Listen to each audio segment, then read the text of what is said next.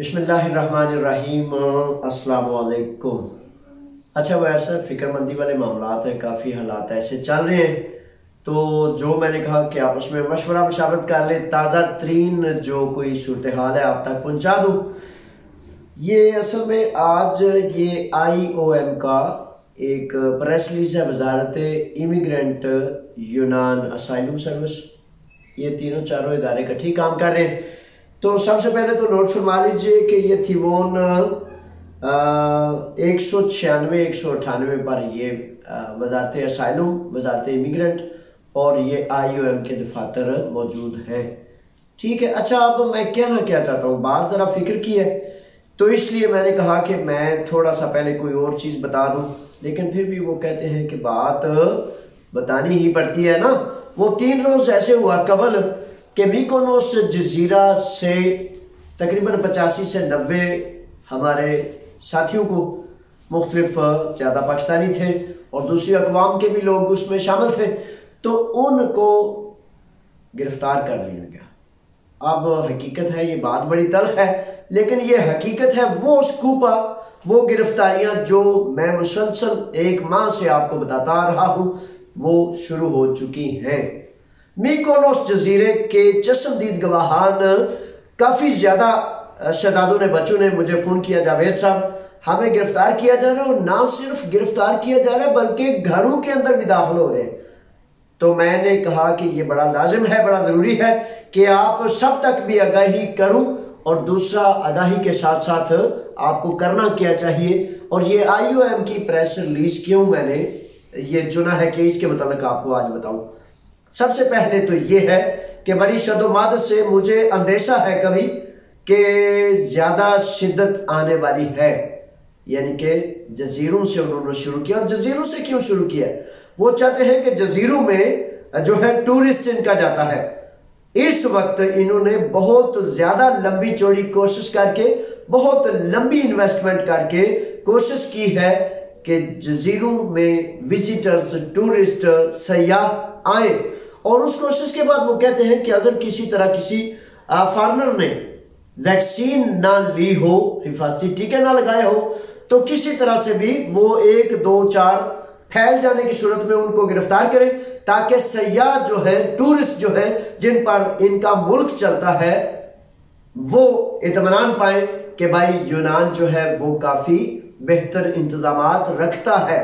हर मुल्क अपने मईशत और अपने मामलात को चलाने के लिए जो कुछ उसे हो सकता है करता है। अब हमने क्या करना है? अब हम पर भी ये लाजिम है कि इन्होंने तो कर लिया कि ये भाई करें, हमारी टूरिज्म के लिए बड़ा अच्छा है, सियाहत के लिए, मुल्क के लिए, मईशत के लिए, माशरत के लिए। तो आपने क्या करना है? 2-4 चीजें हैं बुनियादी तौर पर जो जहन नशीन रखनी चाहिए। नंबर 1 पे आपको मैं ये बताऊं, जैसे मिकोनोस जजीरा से चश्मदीद गवाहान ने कहा कि हमारे घरों के भी अंदर दाखिल हो जाते हैं। याद रखें मेरे बच्चों, यूनानी कानून, यूरोपीय कानून इस बात की हरगिज इजाजत नहीं देता कि कोई पुलिस वाला बगैर मजिस्ट्रेट के इजाजत के आपके घर में दाखिल हो जाए। हाँ, लेकिन जब उसने दस्तक की, आपने दरवाजा खोला, तो इस पर कानून कोई पाबंदी नहीं लगाता। ठीक है, यानी कि कह ये रहा हूं कि अगर पुलिस आती है तो आप घर में अगर शोर शराबा नहीं, तो खामोशी से आप दरवाजे को ना खोलें, क्योंकि वो आपका दरवाजा नहीं तोड़ सकते। अगर आपका दरवाजा तोड़ेंगे, अगर मजिस्ट्रेट के इजाजतनामा परमिशन ना हुई, तो उस तरह फिर पुलिस जो है गैर कानूनी अमल में दाखिल हो जाएगी, यानी कि वो खुद एक क्राइम करेंगे। तो ये बातें जानना बड़ा लाजिम है, बड़ा जरूरी है। इल्म बन जाए, इल्म की रोशनी बन जाए, दिए से दिया जलाते जाएं, ताकि एक दूसरे से हम रोशनी और फायदा और नफा जायज, एक दूसरे का तहफ़्फ़ुज़ जो है उसको मुमकिन बना सकें।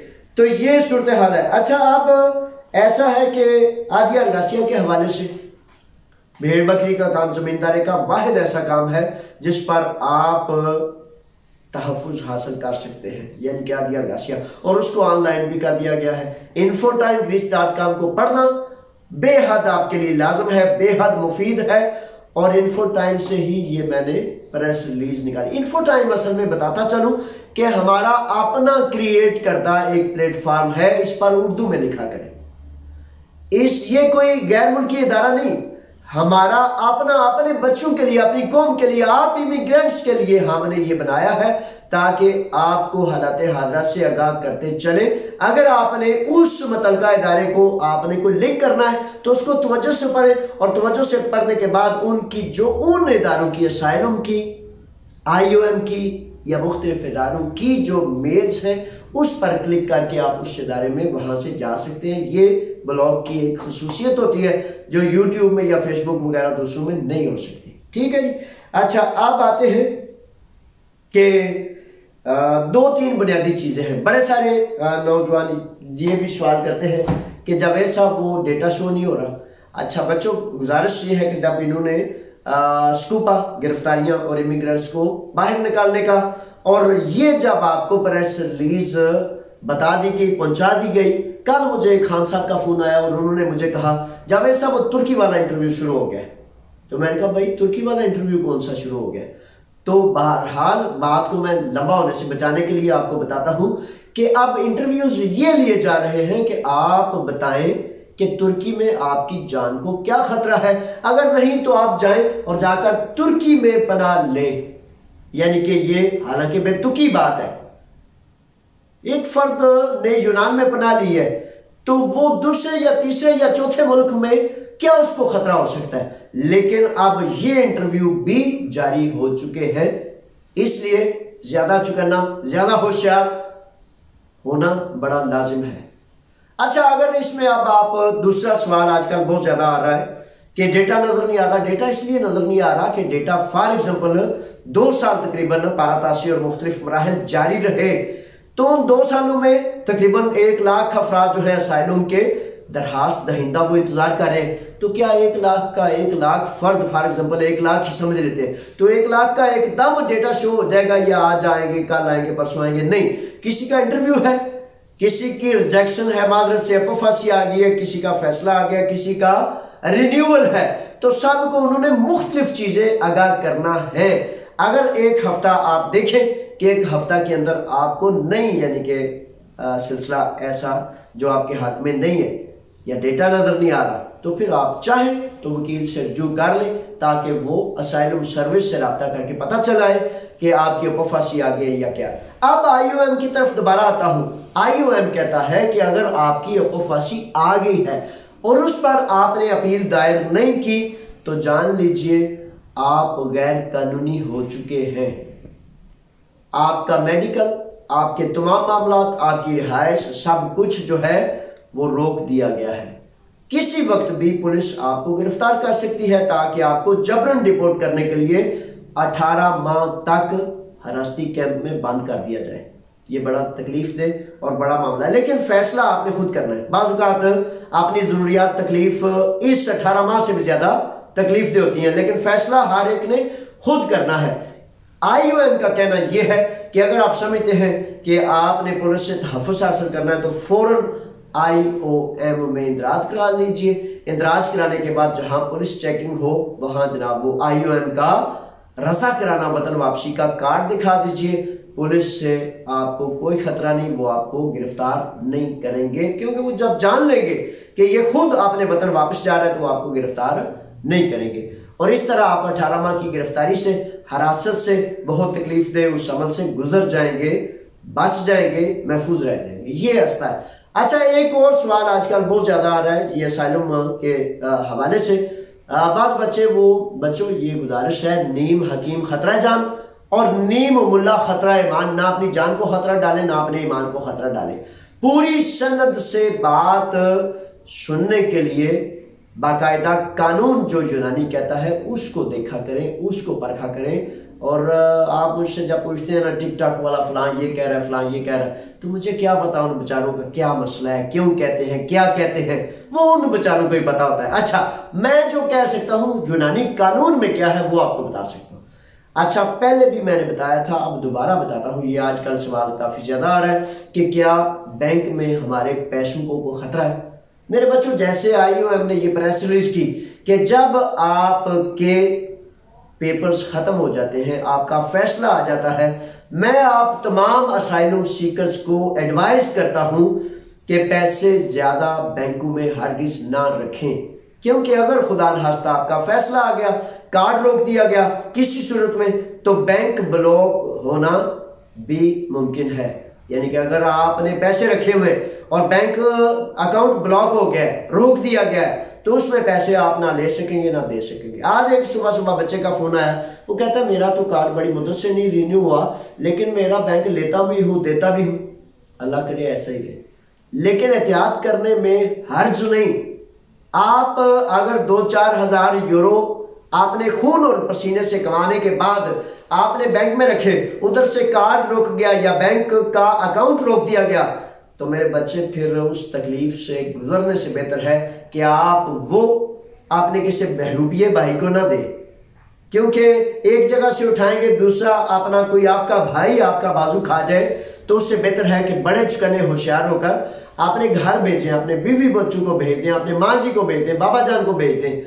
तो इस तरह आरजी तौर पर पैसे बैंकों में रखना भी ये जो है मैं एक खतरा समझता हूँ। और जब तक आपके पास कानूनी पेपर दुरुस्त ना हो, उस वक्त तक आपको इन चीज़ों की केयर करनी चाहिए। अल्लाह ताला आपको अपना तहफ़्फ़ुज़ और अमान नसीब फरमाए, आपकी हिफाजत फरमाए। मैं आपके लिए दुआ गो हूँ। लेकिन वो सियाने क्या कहते हैं कि परहेज इलाज से बेहतर है चुकने रहे, होशियार रहे।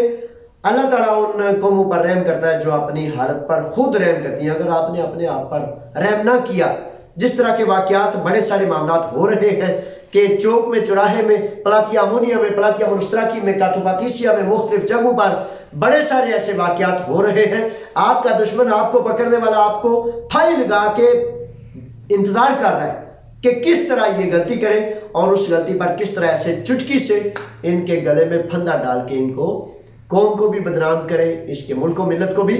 आप ये देख लें, मैं इस वक्त बड़ी एक तल्ख बात आपको आखिर में बताता चलो कि बड़े सारे चौक चौराहों में कितने ऐसे बच्चे हैं जो नारकोटिक्स को बेचने का काम करते हैं। 12 साल, 14 साल, 15 साल। लेकिन मेरे बच्चे, आपके माँ जी का क्या कसूर है, आपके बाबा जान का क्या कसूर है, आपके मुल्क मिल्लत का क्या कसूर है कि जब आप पकड़े जाते हैं या आपको छुरियां मारी जाती हैं, छुरे मारे जाते हैं या आपको किसी तरह किया जाता है, तो आपके माँ जी, आपके बाबा जान, आपका वो प्यारा घर जो नहीं जानता कि किस वजह से ये लड़ाइयाँ होती हैं और क्या आप करते हैं।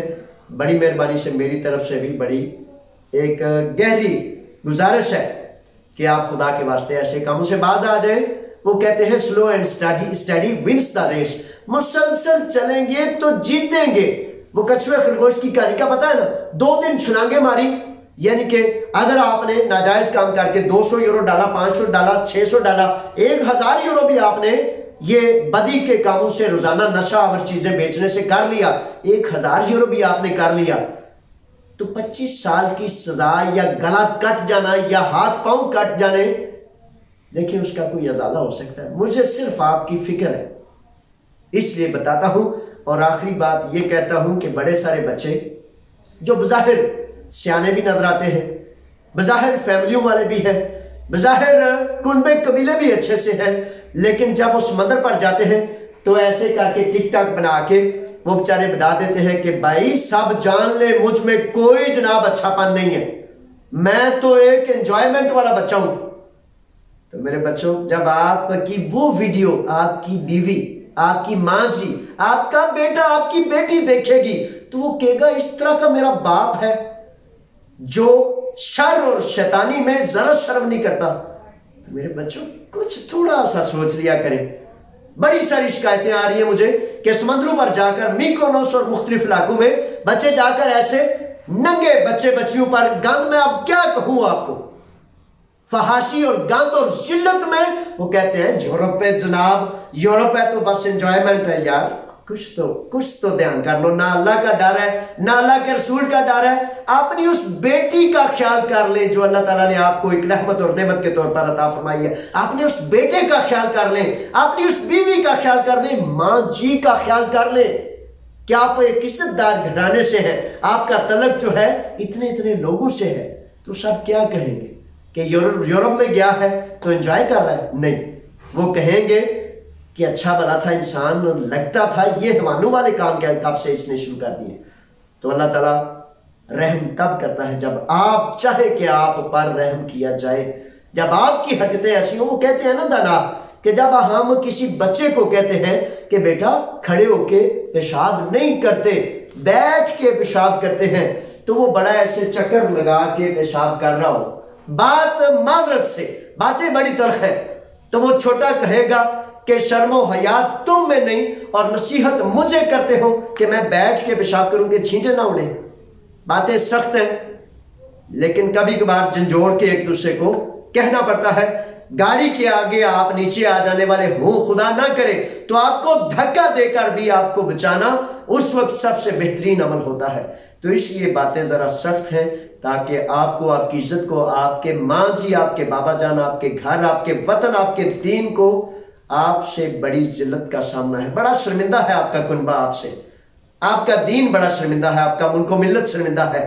तो क्या आप इसी तरह जारी रहेंगे? नहीं, बाज आ जाए, बाज आ जाए, ताकि आपसे आपके घर वालों को ऐसी उम्मीद नहीं। अल्लाह के रखे। फी अमान अल्लाह। सलाम अलैकुम।